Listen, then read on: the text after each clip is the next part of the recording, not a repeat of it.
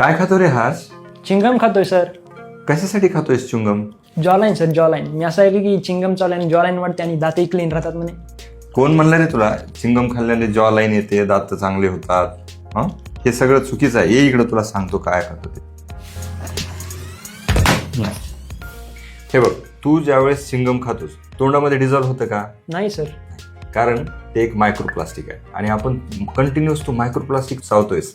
आपले चेहरा जबडा हा कंटिन्यू चावण्यासाठी नाही आहे, बोलू शकतो, बरोबर आहे. त्याच्यामुळं काय काय होतं, ह्या चिंगममध्ये आर्टिफिशियल स्वीटनर फ्लेवर असतात. ते काय करतात, आपलं ब्रेन चिडचिडेपणा वगैरे वाढवतात, पोटाचे आजार तयार होतात. त्याचबरोबर सॉर्बिटॉल, झॅरिटॉल, माल्टिटॉल हे असे अल्कोहोल शुगर्स आहेत त्याच्यामध्ये, ज्याच्यामुळं काय होतं, पोटातला मायक्रोबायोटा खराब होतो. लॅक्झेटिव्ह असल्यामुळं कधी कधी काही जणांना संडास लागते जास्त जर खाल्लं तर, आणि पोटाचे विकार होतात, बरोबर.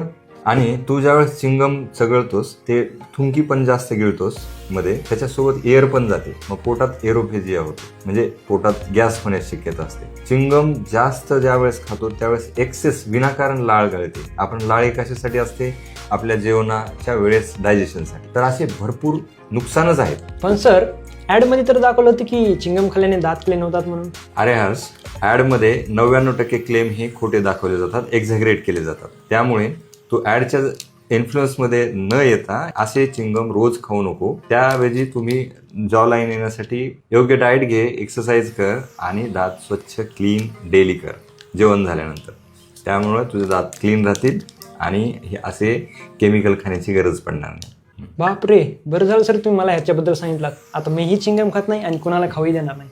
Very good. Thank you sir.